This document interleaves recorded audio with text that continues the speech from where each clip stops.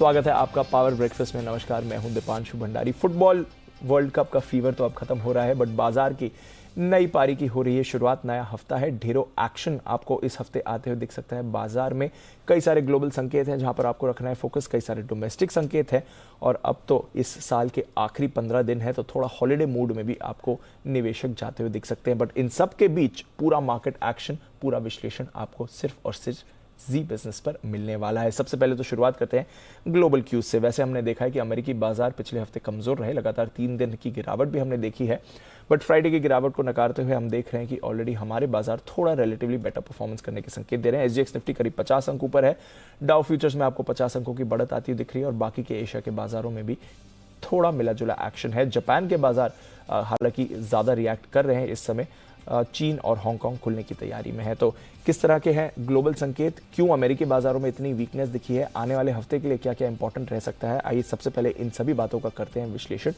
नुपुर मेरे साथ तैयार हैं पूरा ग्लोबल मार्केट एक्शन बताने के लिए। गुड मॉर्निंग नुपुर, बताएं क्या हो सकता है इस हफ्ते, एंड ऑफ कोर्स क्यों है ये वीकनेस की वजह? Good morning. बहुत ज़्यादा वॉलेटिलिटी थी, जिस हिसाब से कल मैच में वॉलेटिलिटी थी वैसा ही कुछ फ्राइडे को भी था। और एक पॉइंट पे अगर हम देखें तो डाउ करीबन 500 पॉइंट नीचे गिर चुका था, लेकिन थोड़ा संभल कर 200-250 पॉइंट गिरकर बंद हुआ। और नैस्डैक भी देखिए, वहाँ पर भी हमें गिरावट नजर आई थी। ऐसा दूसरा back to back second week था जहाँ पे करीबन 3% का फॉल आपको तीनों इंडस्ट्रीज में दिखेगा। अब वही कंसर्न है जो पिछले हफ्ते भी हमने बात करी थी कि जिस हिसाब से इन्फ्लेशन का कंसर्न अभी तक बना हुआ है, मंदी का जो डर है वो अभी तक वहां पर है। जिस हिसाब से फेड की तरफ से जो पॉलिसी हाइक को लेकर बातें आई थी 5.1 का, अब वो हो सकता है अगले साल बढ़कर। तो इसी के चलते हमने देखा कि वॉलेटिलिटी कंटिन्यू थी। लास्ट वीक की बात करते हैं तब रियल स्टेट और कंज्यूमर डिस्क्रिशनरी जो सेक्टर्स है वहां पर हमने देखा सबसे ज्यादा दबाव था।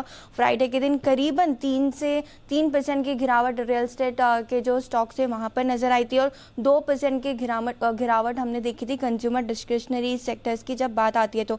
और जिस हिसाब से हमने फॉल देखा वहाँ पे एक इंटरेस्टिंग मूव था जब बॉन्ड मार्केट की बात आती है तो यूएस 10 साल की जो बॉन्ड यील्ड है वो बढ़कर 3.1% के आसपास होती नजर आई थी फ्राइडे के दिन। अब इस हफ्ते देखें तो काफ़ी सारे इवेंट्स हैं जहाँ पर बाजार की नजर रहेगी। ग्लोबल से यूएस का हाउसिंग का जो डेटा है नवंबर मंथ का वो आने वाला है, तो वो एक इंपॉर्टेंट ट्रिगर होगा, क्योंकि जिस हिसाब से थोड़ा सा कूल ऑफ देखा था हमने सीपीआई में, तो यहाँ पर जो भी निकल के आता है उससे आगे की पॉलिसीज डिपेंड करती है, तो ये एक इंपॉर्टेंट डेटा पॉइंट होने वाला है। जापान के भी एक इंटरेस्टिंग जो जिस हिसाब से डविश पॉलिसी है उनकी इंटरेस्ट रेट्स को लेके, तो वो इंटरेस्ट रेट डिसीजन वहाँ से आएगा मंगलवार के दिन, तो यहाँ पर भी बाजार की नजर रहेगी। यूरोपियन बाजार में पिछले हफ्ते काफ़ी कमज़ोर थे। इनफैक्ट फ्राइडे के दिन हमने देखा था करीबन 100 पॉइंट्स की गिरावट आपको वहाँ के इंडिसेस में भी दिखी थी। फुटसी कैग इनमें हमने देखा था कि काफ़ी दबाव था। इनफैक्ट वहाँ का जो इन्फ्लेशन का नंबर है वो अब 11% के आसपास हो चुका है, तो एक ये नेगेटिव पॉइंट था। तो इस हफ्ते मंगलवार के दिन वहाँ पे कंज्यूमर कॉन्फ्रेंस का दिसंबर महीने का डेटा आएगा जहाँ पर बाजार की नज़र रहने वाली है। इनफैक्ट गुरुवार के दिन यूएस का जो Q3 का जीडीपी का डेटा है वो भी आएगा, तो एक ये इंपॉर्टेंट डेटा पॉइंट यहाँ से भी हमें मिलेगा। लेकिन हमारे मार्केट्स की बात करें या एशियन मार्केट्स की बात करें तो चाइना में जिस हिसाब से रिस्ट्रिक्शंस की ईज ऑफ चालू हो गई है, वहाँ पे कोविड के कंसर्न्स निकल के आ रहे हैं, वहाँ पे कोविड के केसेस अब बढ़ रहे हैं। इनफैक्ट यूएस की जो हेल्थ मेट्रिक इवैल्यूएशन है उन्होंने ये प्रोजेक्शन किया कि अगले साल करीबन कोविड से 10 लाख लोगों की मौत हो सकती है, तो एक ये नेगेटिव पॉइंट है, तो यहाँ पर भी नज़र रहेगी। क्रूड देखें तो 80 से ऊपर आ चुका है, 81 के आसपास है। डॉलर इंडेक्स में थोड़ी सी गिरावट थी, 104 के आसपास है। सोना चांदी देखें तो बढ़कर बंद हुए थे। डॉलर इंडेक्स में गिरावट थी तो बेस मेटल में थोड़ा सा फायदा था, तो वो भी हरे निशान में बंद होते नजर आए थे। तो ऑल इन ऑल काफ़ी वॉलेटिलिटी थी पिछले हफ्ते। हालांकि हमारे बाजार के लिए तो एसजीएक्स निफ्टी फिलहाल 50 पॉइंट्स की बढ़त दिखा रहा है। आई थिंक ऑलरेडी हम गिर भी चुके थे थोड़ा फ्राइडे को, तो देखते हैं किस तरह का एक्शन बनेगा। बट हाँ, ग्लोबल मार्केट्स काफ़ी वॉलेटाइल रहे हैं, हमारे मार्केट्स अब यहीं पर आपको रखना है फोकस। बहुत बहुत शुक्रिया नुपुर हमें ये पूरा अपडेट देने के लिए। आइए एक बार देख लेते हैं कि किस तरह का एक्शन संस्थागत निवेशकों की तरफ से भी रहा है। जहां तक पिछले हफ्ते के फाइनल ट्रेडिंग सेशन का सवाल है, कैश में हमने देखा है बिकवाली आई है, और बड़ी बिकवाली आई है एफएस की तरफ से, करीब 2000 करोड़ की बिकवाली करी, बट उसके सामने 2635 करोड़ की खरीदारी, माफ कीजिएगा 1543 करोड़ की खरीदारी हमने डीआईएस की तरफ से आती हुई देखी है। F&O एक्शन की बात करें तो अच्छी बात है कि इंडेक्स और स्टॉक फ्यूचर्स दोनों में खरीदारी करी है एफआईएस ने, हल्की ही सही, बट एटलीस्ट 500 करोड़ की इंडेक्स फ्यूचर्स और करीब 260 करोड़ की स्टॉक फ्यूचर्स में एफआईएस की तरफ से खरीदारी हुई है। तो कैसे समझना है इन सभी संकेतों को, आज के लिए, आने वाले हफ्ते के लिए किस तरह की करनी है आपको तैयारी, आइए बात करते हैं इन सब के बारे में जी बिजनेस के मैनेजिंग डायरेक्टर अनिल सिंह बी के साथ।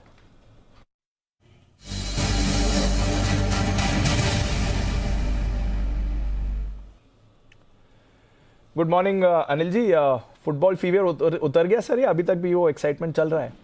नहीं, एक्साइटमेंट तो रहेगा ही। Good morning. और जब ऐसा फाइनल मैच हो तो वो अगर मिनटों में और घंटों में उतर जाए तो फिर कहना ही चाहिए। तो है कि ऐसा मैच था जो मतलब लोगों को जब तक जिएंगे तब तक याद रहेगा, वैसा वाला मामला है। क्योंकि फाइनल हो और वो भी दो दिग्गज टीमों के बीच, दो दिग्गज खिलाड़ियों के बीच, और इस तरह का रोमांचक हो तो कहना ही क्या। तो आई थिंक सबसे बढ़िया बात शुक्रवार को बाजार बंद होने के बाद अभी सुबह तक जो हुई है फाइनल ही था। बाकी बाजार के लिए तो कोई ऐसा खास ट्रिगर है नहीं कि जिसमें ज्यादा हमें बहुत सोचना पड़े। एग्जैक्टली जितने डाउ फ्यूचर्स नीचे थे, नैस्डैक फ्यूचर्स नीचे थे, जो बॉन्ड यील्ड्स और जो आपके डॉलर इंडेक्स दिखा रहे थे वहीं के वहीं जाकर बंद हुए, इवन कच्चा तेल। तो मेरे ख्याल से ट्रिगर्स में कोई खास बदलाव है नहीं दीप। और अगर डेटा भी आप देखेंगे तो एफआईएस की तरफ से कैश मार्केट में थोड़ी बिकवाली, लेकिन घरेलू फंड ने सामने खरीदा है। वायदा कारोबार में हल्की फुल्की शॉर्ट कवरिंग और खरीदारी के संकेत दिया है। सो आई थिंक बिल्कुल न्यूट्रल संकेत। और एसजीएक्स निफ्टी अगर आपको हल्की मजबूती दिखा रहा है तो इसी वजह से दिखा रहा है कि 3 दिनों से लगातार जो अमेरिका में कमजोरी हुई वो, और जो स्पेशली शुक्रवार को, वो भारतीय बाजारों को उसका जरा अंदाजा था ही, और इसी वजह से ज्यादा गिरावट आपको दिखने की रिकवरी दिख रही है। मेरा ये समझना है कि आज भी दोनों तरफ की ट्रेडिंग के मौके आपके लिए बन सकते हैं। मजबूत खुलने के बाद जब ऊपर जाएंगे तो थोड़ी बहुत प्रॉफिट बुकिंग ऊपरी स्तरों पर आती हुई दिखेगी। हल्के बाजार हैं, लोअर लेवल पर वापस से सपोर्ट भी आता हुआ नजर आएगा। सपोर्ट के लिए जो अच्छी जगह है वो 18,100 18,150 है, जहाँ पर बढ़िया खरीदारी आपको आती हुई दिख सकती है अगर करेक्शन के बाद वहां पहुंचे तो। ऊपरी स्तरों पर 18,400 18,450 हल्की फुल्की रुकावट की जगह है, और उसके पार निकलकर टिकेंगे तो और मजबूती बनेगी। बेसिकली अच्छी तेजी का संकेत फिर से तब आएगा जब बाजार 18,500 के ऊपर बंद होना शुरू करे। जहां तक बैंक निफ्टी का सवाल है, अभी भी 43,000 के लेवल पर होल्ड कर रहा है क्लोजिंग बेसिस पे। तो अभी बैंक निफ्टी में उतनी समस्याएं है नहीं, अभी भी कम खराब है कह सकते हैं। और ऐसे में जो सपोर्ट है 42,750 42,875, ये वो रेंज है जहाँ पर बैंक निफ्टी के लिए आज मजबूत सपोर्ट है। और ऊपरी स्तरों पर 43,500 43,650, ये वो रेंज है जहाँ तक जाने की कोशिश बैंक निफ्टी की हो सकती। तो ब्रॉडली कह सकते हैं मिला जुला सा कारोबार रहेगा। थोड़े बहुत बैंक सपोर्ट करने की कोशिश करेंगे, और जितना सपोर्ट बैंक करेंगे उतना दबाव आईटी शेयर बना देंगे, तो मामला बराबरी का ही है। चलिए, तो मामला बराबरी का दिख रहा है अनिल जी को इस समय, जहां तक संकेतों का सवाल है। हमारे बाजार रिलेटिवली स्टेबल दिख रहे हैं, ग्लोबल मार्केट्स में थोड़ा हम भी करेक्ट हो ही चुके हैं। तो देखते हैं इस नए हफ्ते की पारी किस तरह से शुरू होती है। ऑफ कोर्स 8 बजे तो अनिल जी आपको पूरी मार्केट स्ट्रैटेजी डेटा के साथ हमें देने ही वाले हैं। बहुत बहुत शुक्रिया अनिल जी, फिलहाल एक रेंज बताने के लिए। 18,100 से 18,400 450 के बीच की रेंज दिख रही है बाजार की।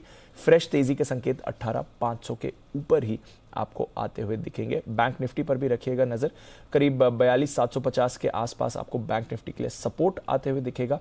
और जहां तक अपसाइड लेवल्स का बात है, 43,500 से 43,650 के करीब आपको बैंक निफ्टी पर अपसाइड लेवल्स आते हुए दिखेंगे। बैंक्स थोड़ा करेक्ट हुए हैं, देखते हैं इस नए हफ्ते में किस तरह के यहां पर एक्शन आते हुए दिखेगा। बट स्टॉक स्पेसिफिक एक्शन बाजार में भरपूर रहा है पिछले हफ्ते भी, और स्टॉक स्पेसिफिक एक्शन बाजार में भरपूर रहने वाला है इस हफ्ते भी। कुशल गुप्ता हमारे साथ तैयार है बताने के लिए कि ओवर द वीकेंड क्या क्या बड़ी खबरें आई हैं और कौन से इंपॉर्टेंट ट्रिगर्स भी हैं बाजार के लिए। गुड मॉर्निंग कुशल, बताइए। गुड मॉर्निंग दीप। ट्रिगर्स के लिहाज से आज विंटर सेशन होने वाला है महाराष्ट्र लेजिस्लेचर का, तो यहाँ पर आपको फोकस रखना है।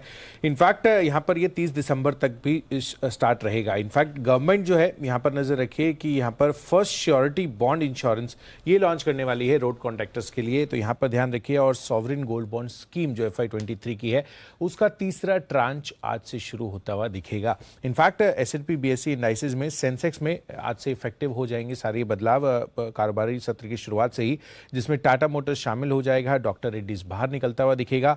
In fact BSE 100 and Sensex next 50 में भी Adani total gas and HPCL drop हो जाएंगे। अदानी पावर और इंडियन होटल्स इसमें शामिल होते हुए दिखेंगे और BSE 500 में भी चेंजेस हैं, BSE 200 में भी इंडेक्स लेवल पर 5 चेंजेस आते हुए दिखेंगे। भाग्यनगर प्रॉपर्टीज ये आज डिलिस्ट होगा, साथ ही आइनॉक्स ग्रीन एनर्जी इस पर नजर रखिए। 50% एंकर लॉक इन जो है कल खत्म होता हुआ दिखा था, तो उसका एक्शन आज बाजारों में हमें देखने को मिलेगा। बजाज कंज्यूमर केयर इसका बायबैक खुलता हुआ दिखेगा और ये 16 जून 2023 तक ये बायबैक खुला रहेगा। हैट्सन एग्रो प्रोडक्ट्स इसका भी राइट्स इशू खुलेगा आज से और DFM फूड्स इसकी डीलिस्टिंग ऑफर जो है आज बंद हो जाएगी। IPO के लिहाज से सुलह वाइनयार्ड्स इसके IPO की अलॉटमेंट होने वाली है। 2.33 टाइम्स आपको याद होगा कि ये सब्सक्राइब हुआ था। केफिन टेक्नोलॉजीज इसका IPO आज से खुलता हुआ दिखेगा, जहां पर 21 दिसंबर तक ये खुला रहेगा। प्राइस बैंड 347 से 366 रुपए रखा गया है और ये कंप्लीट OFS है 1500 करोड़ रुपए की साइज का, जिसके अंतर्गत प्रमोटर लगभग 24.5% हिस्सेदारी बेच रहे हैं। हालांकि एंकर निवेशकों से इन्होंने 366 रुपए प्रति शेयर के भाव पर 675 करोड़ रुपए रेस किए हैं। चुनिंदा नाम ICICI prudential, UTI mutual fund, Motilal Oswal, AB सन लाइफ म्यूचुअल फंड जैसे जो इंस्टीट्यूशनल इन्वेस्टर्स हैं वो शामिल हैं। अब खबरों पे आते हैं, जिसमें सन फार्मा सबसे पहले है। US FDA से हलोल फैसिलिटी के लिए इनको वार्निंग लेटर मिलता हुआ दिखा है और ये जो जांच है 26 अप्रैल से 9 मई के बीच फैसिलिटी के लिए की गई थी एंड डेफिनेटली यहाँ पर ये इम्पैक्ट कर सकता है। IT स्टॉक्स फोकस में रहेंगे, जैसे कि अनिल सर भी बता रहे थे। एक्सेंचर के Q1 नतीजे तो बेहतर रहे हैं, पर जो दूसरी तिमाही की गाइडेंस है वो अनुमान से कमजोर देखने को मिल रही है, तो आगे चलकर IT स्पेंडिंग जो है वो कमजोर रह सकती है। Tata Motors Bengaluru metropolitan transport corporation से लगभग 921 इलेक्ट्रिक बसों का इनको सप्लाई करने का ऑर्डर मिलता हुआ दिखा है और साथ ही अगले 12 सालों के लिए ये मेंटेन और ऑपरेट भी करते हुए दिखेंगे। मैस्टेक वोल्टेज में इन्होंने स्ट्रेटेजिक इन्वेस्टमेंट निवेश किया है। अमाउंट डिटेल्स इन्होंने नहीं दिए हैं, बट डेफिनेटली यहाँ पर ये जो इन्वेस्टमेंट किया है वो आगे चलकर हो सकता है कि इनके लिए काफ़ी अच्छा साबित हो पाए। जनरल इंश्योरेंस कॉर्पोरेशन 21 दिसंबर को जनरल जो कॉर्पोरेट मैटर्स है उसको लेकर बोर्ड बैठक होने वाली है और अंत में सफायर फूड्स, जहां पर मिराय एसेट्स ने लगभग 3.15% की हिस्सेदारी बढ़ाई है, तो अब इनकी हिस्सेदारी 2.55% से बढ़कर 5.7% हो गई है। तो डेफिनेटली बहुत ही अच्छी खबर आ रही है सफायर फूड्स के लिए। तो सफायर फूड्स हमने पिछले हफ्ते यहाँ पर एक्शन भी देखा था, इस पर रखिए नज़र, स्टेक बढ़ते हुए दिखा है। वैसे कल आप रात को सो पाए कुछ या एक्साइटमेंट में ही रहे? आपके ट्वीट्स भी दिख रहे हैं और ऑफ कोर्स कैलकाटा में तो सारे मेसी के फैंस, मेसी के तो वामोस अर्जेंटीना सबके व्हाट्सएप स्टेटस यही थे। पूरी पार्टी रही होगी आप? Full on party. चलिए, तो बड़ी पार्टी रही है। सेलिब्रेशन की तो बात है, वर्ल्ड कप विक्ट्री अर्जेंटीना की, और भारत में ऑफ कोर्स मेसी और अर्जेंटीना काफ़ी ज़्यादा सपोर्ट डिजर्व करते हैं। हालांकि फ्रांस का भी गेम काफ़ी अच्छा रहा, बट वर्ल्ड कप फीवर अभी भी ऑन है। आफ्टरमाथ वो काफ़ी एक्साइटिंग गेम रहा और उसकी भी एनालिसिस आज 8 बजे हम करेंगे। एक बार अब देख लेते हैं कि आज बाजार के लिए आपको कहाँ पर रखनी है नज़र, जहाँ तक कुछ बेहतरीन ट्रेडिंग कॉल्स का सवाल है। हमारे एक्सपर्ट्स ने कई सारी कॉल्स भेजी हैं। सबसे पहले चॉइस ब्रोकिंग की तरफ से करते हैं शुरुआत। इंडोको रेमेडीज, यहाँ पर आप कर सकते हैं खरीदारी। स्टॉप लॉस लगाइएगा 381 और टारगेट आपका होना चाहिए 406 का। आनंद राठी सिक्योरिटीज, इन्हें पसंद है MCX, खरीदारी करके चले MCX को। स्टॉप लॉस 1600 का रहेगा और टारगेट आपका रहेगा 1720 का। अच्छे मोमेंटम में भी रहा है MCX रिसेंटली और 1200 के लेवल से बढ़िया बाउंस बैक रहा है। आज 1700 का लेवल क्रॉस करने के लिए तैयार दिख रहा है आनंद राठी की तरफ से। आइए थोड़ी और स्ट्रैटेजी समझी जाए, कुछ और लेवल्स की करी जाए बातचीत और कुछ और बेहतरीन कॉल्स भी ले जाए। सेंट्रम ब्रोकिंग के नीलेश जैन हमारे साथ जुड़ रहे हैं। नीलेश, गुड मॉर्निंग, बहुत बहुत शुक्रिया आज सुबह हमारे साथ जुड़ने के लिए। पहले तो आज निफ्टी पर अपना नजरिया दीजिए। थोड़ा SGX निफ्टी स्टेबल दिख रहा है इस समय, बट आपकी कहां पर नजर रहेगी जहां तक बाजार का सवाल है? Very good morning to Deepanshu ji. देखिए, ओवरऑल बाजार में पिछले सप्ताह हमने एक ऊपरी स्तरों से प्रॉफिट बुकिंग देखी थी, थोड़ा सा दबाव देखा था। अब यहाँ पे लेवल्स की बात करें तो जो डेरिवेटिव डेटा इंडिकेट कर रहे हैं 18,200 और 18,000, ये दो स्ट्राइक है जहाँ पे हमें फ्रेश पुट एडिशन देखने को मिलता है। वहीं कॉल साइड में देखिए तो 18,500 पे लगातार हमें कॉल राइटिंग देखने को मिली थी पिछले सप्ताह, तो वो एक इमीडिएट हर्डल निकल के आ रहा है। तो इंट्राडे के पर्सपेक्टिव से देखिए तो जो रेंज निकल के आ रही है वो है 18,200 से 18,400 की, और जो ब्रॉडर रेंज है वो है 18,000 से 18,500 की। थोड़ा सा अगर पुल बैक आता है तो हमें फिर से वहाँ पे दबाव देखने को मिल सकता है। जो आइडियल बाइंग रेंज होगी वो होगी 18,200 के नीचे अगर निफ्टी फिसलता है वहाँ पे खरीदारी के मौके बन सकते हैं 18,000 के स्टॉप लॉस से। फिर निफ्टी 18,500 18,700 की ओर जाता हुआ नजर आ सकता है। तो ओवरऑल एट करंट लेवल थोड़ा सा रिस्क एंड रिवॉर्ड फेवरेबल नहीं है, इसलिए निफ्टी में और बैंक निफ्टी में करंट लेवल पे कोई ट्रेड नहीं है। बट हाँ, अगर कोई गिरावट होती है तो डेफिनेटली वहाँ पे बाइंग की अपॉर्चुनिटी बन सकती है। ओके, तो गिरावट पर बाइंग की अपॉर्चुनिटी डेफिनेटली आपको आती हुई दिख सकती है। बैंक निफ्टी में भी यही एक्शन रहेगा? थोड़ा पिछले हफ्ते फाइनेंशियल्स में मुनाफा वसूली हमने देखी थी। बिल्कुल यस दीपांशु, देखिए बैंक निफ्टी में भी एक तरफा हमने मुंह देखा, पिछले 2 महीनों से हमने एक तरफा रैली देखी थी। उसके बाद यहाँ पे ऐसा लग रहा है कि 43,000 ऑल्दो एक इमीडिएट सपोर्ट जरूर है, अगर वो डिफेंड कर देता है तब यहाँ पे से एक शॉर्ट कवरिंग की संभावना बन सकती है। बट 43,000 अगर लेवल बीच हो जाते हैं स्पॉट में, तब यहाँ पे हमें पुट साइड में अनवाइंडिंग होती हुई नजर आएगी और 42,600 42,500 तक के लोअर साइड में लेवल देखने को मिल सकते हैं। तो ओवरऑल अभी फिलहाल जैसे कि मैंने कहा कि कंफर्ट नहीं आ रहा है, क्योंकि रिस्क एंड रिवॉर्ड अभी भी फेवरेबल नहीं है। थोड़ी सी अगर 40,000 के नीचे भी चलता है, 42,800 के आसपास आता है बैंक निफ्टी, तब वहाँ पे एक बार के लिए लॉन्ग ट्रेड लिया जा सकता है। और जिनकी एग्जिस्टिंग लॉन्ग पोजीशन है बिल्कुल बने रह सकते हैं, 43,000 के नीचे का स्टॉप लॉस मेंटेन करें क्लोजिंग बेसिस पे, और ऊपरी स्तर पर 43,500 43,800 तक का मूव हमें देखने को मिल सकता है। ओके, तो 43,500 43,800 ऊपरी स्तरों पर जा सकता है। डिप्स पर मौका जरूर आपको बाजार देगा। स्टॉक स्पेसिफिक एक्शन ऐसा देख रहे हैं नीलेश, आपकी ट्रेडिंग कॉल्स कौन सी रहेंगी? बिल्कुल दिवांशी, देखिए दोनों ही खरीदारी के काउंटर हैं। सबसे पहले खरीद के चलना होगा बलराम चीनी को। ओवरऑल शुगर स्पेस में काफी अच्छा मोमेंटम हमने देखा था, फ्राइडे के सेशन में एक मेजर रिवर्सल हमें देखने को मिला था। तो बलराम को चीनी एक पर्टिकुलर काउंटर होगा जहाँ पे करंट लेवल पे खरीदारी करने की सलाह होगी। 410 के टारगेट के लिए 385 का स्टॉप लॉस होगा। वही जो दूसरा स्टॉक में पसंद आ रहा है अल कार्गो लॉजिस्टिक, यहाँ पे भी एक मेजर फॉलिंग ट्रेंड लाइन का ब्रेकआउट आता हुआ नजर आया था। एक बुलिश एंगल्फिंग कैंडलस्टिक भी फॉर्म हुआ है, तो 433 का स्टॉप लॉस होगा, 455 के टारगेट होंगे। अल कार्गो में भी खरीदारी करने की सलाह होगी। आपके लिए दो बेहतरीन कैश, एक एफनो कॉल बलरामपुर और उसके सामने एक कैश कॉल ऑल कार्गो भी। एक दो और स्टॉक्स पर आपकी राय लेनी है। टाटा मोटर्स, इसकी सेंसेक्स में हो रही है एंट्री, हालांकि निफ्टी का तो ऑलरेडी हिस्सा है ही, और फ्राइडे को टॉप गेनर भी रहा, वीक बाजार में होल्ड आउट भी कर रहा था। इस पर क्या राय रहेगी आज के लिए? माफ करना दीपांशु, कौन सा स्टॉक में रिपीट करेंगे? Tata Motors. Yes, so overall देखिए फ्राइडे के सेशन में टाटा मोटर्स में हमने एक अच्छा खासा परफॉर्मेंस देखा था। एक वहां पे देखे तो पॉजिटिव मोमेंटम हमें देखने को मिला था। इनफैक्ट बाजार में वीकनेस थी, और टाटा मोटर्स में अगर हम स्ट्रक्चर की बात करें तो ऊपरी स्तर पर 440 तक की जगह यहाँ पे बनती हुई नजर आ रही है। टेक्निकली थोड़ा सा यहाँ पे भी फेवरेबल है, लॉन्ग साइड में पोजीशन ली जा सकती है, और सपोर्ट के एकदम पास में ट्रेड कर रहा है। तो 410 के आसपास का स्टॉप लॉस मेंटेन करें। यहाँ पे पुल बैक की संभावना नजर आती है, 440 तक का पुल बैक हम एक्सपेक्ट करके चल सकते हैं। रिस्क एंड रिवॉर्ड डेफिनेटली यहाँ पे फेवरेबल है लॉन्ग साइड में। ओके, तो risk reward favourable long side में। टुवर्ड्स एंड ऑफ ट्रेड हमने देखा एक बड़ी खरीदारी भी टाटा मोटर्स में आपको आती हुई दिखी थी। टाटा मोटर्स, रेड्डीज, दोनों पर रखनी है आपको नजर। बहुत बहुत शुक्रिया नीलेश आज सुबह हमारे साथ जुड़ने के लिए और बाजार पर अपनी राय शेयर करने के लिए। एसजीएक्स निफ्टी स्टेबल 50 अंक ऊपर, डाउ फ्यूचर स्टेबल 35 अंक ऊपर, बट एशिया के बाजार थोड़ा मिला जुला आपको रुझान दिखा रहे हैं। आइए कमोडिटी बाजार में आपको कहां मिलेंगे मौके, जानते हैं मोतीलाल ओसवाल के अमित सजेजा के साथ। अमित, मॉर्निंग। सबसे पहले तो कच्चे तेल पर अगर राय है तो वो बताइए, क्या करना है आज के तेल में? जी, गुड मॉर्निंग। देखिए पिछले हफ्ते हमने एक रैली के बाद में प्रॉफिट बुकिंग आते हुए देखा और उससे हावी होते हुए देखा। मिक्स इन्वेंट्री डेटा जो आया है उसके चलते हमें फिलहाल मिक्स न्यूज मिल रहे हैं। ऊपरी स्तरों पे हमें दबाव दिख रहा है और निचले स्तरों पे बाइंग आते हुए दिख रही है, तो एक दायरे में फंसा हुआ है। क्योंकि डॉलर इंडेक्स में दोबारा एक एक रिदम लौटी है बाइंग की, शॉर्ट कवरिंग की, तो मुझे लगता है कि short term basis crude oil में ऊपरी स्तरों पे दबाव बना रहेगा। इसके चलते मैं समझता हूँ कि 6,250 6,300 के आसपास अगर एमसीएक्स के लेवल्स पर मिले तो बिकवाली करके चलना फायदेमंद हो सकता है, और ओवरऑल दोबारा हम 6,000 की करीब के लेवल देख सकेंगे। पे क्या करना है जी? गोल्ड में क्या करना है आज अमित?